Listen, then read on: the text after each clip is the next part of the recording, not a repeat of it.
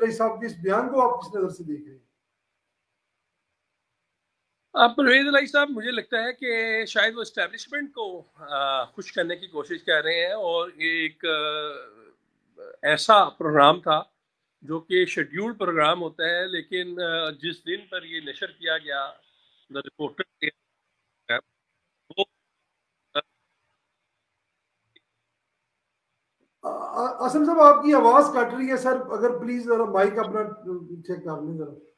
جی hello. جی ابھی آ رہی ہے، ابھی آ رہی ہے سر، ابھی آ رہی ہے. میں یہ کہہ رہا تھا کہ چودھری پرویز الہی صاحب جو ہے، سوری ہم مکس کر گیا میں. ہاں، چودھری پرویز الہی صاحب کا جو سوال آپ نے کیا تھا، جو انہوں نے بیان دیا اسٹیبلشمنٹ کے حوالے سے، دیکھیں یہ جو پروگرام تھا نا، یہ سنڈے کے روز نہیں نشر ہوتا، اور اسے ایک فرمائشی پروگرام ہوا ہے، اور جہاں سے آیا سب کو پتا ہے کہ جن کے وہ گن گا رہے ہیں اور جنہیں سپورٹ کر رہے ہیں چودھری پرویز الہی صاحب، اور بڑا کھل کے سپورٹ کر رہے ہیں، اور جو ایک وہ سہارا ڈھونڈ رہے ہیں کہ شاید ہمیں اسٹیبلشمنٹ ایک مرتبہ پھر ہمیں گود لے لے تاکہ ہمارا جو معاملہ ہے وہ سیدھا ہو جائے. تو یہ شاید اس کی ایک کڑی ہے، اور وہ کوشش یہی کر رہے ہیں کہ اسٹیبلشمنٹ کا گھوڑا اپنے آپ کو ثابت کر کے جو ہے وہ ایک مطلب پھر سیاست کرے. لیکن میں آپ کو ایک بات بتاؤں عثمان صاحب، آپ نا یہ وہ اسٹیبلشمنٹ کا گھوڑا یا خلائی گھوڑا کوئی بھی بن جائے، اب لوگ بڑے سمجھدار ہو گئے ہیں، لوگ بھی سمجھ گئے ہیں، چہرے لوگوں کو سمجھ آ گئے ہیں کہ یہ صرف اور صرف مفادات کی سیاست کر رہے ہیں اور کچھ بھی نہیں کر رہے.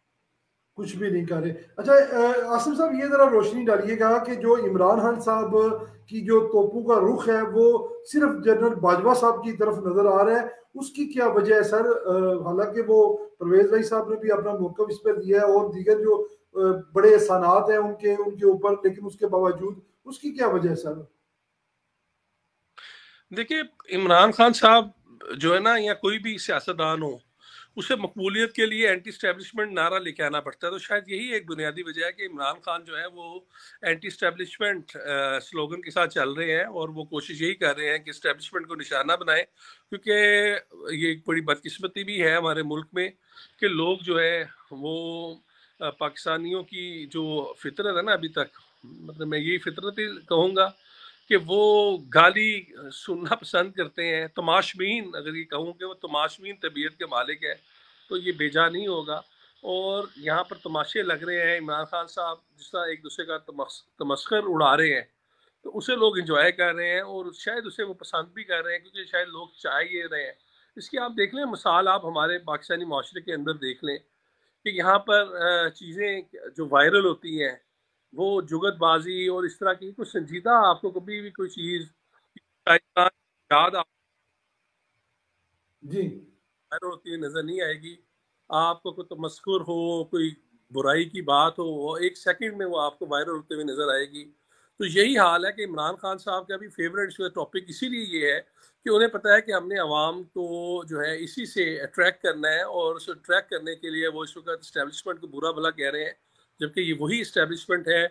جو ان کی نہ صرف ہر وقت سہولت کاری کرتی رہی، بلکہ انہیں کہیں بھی انہوں نے نیچے نہیں آنے دیا. کبھی پاکستان کو کسی بھی موڑ پر کوئی ضرورت ہوئی، اسٹیبلشمنٹ نے ہی ان کا سہارا دیا. پوری دنیا میں کرونا وائرس آیا، لیکن پاکستان کے اندر جو تمام معاملات تھے وہ آپ کے سامنے ہیں کہ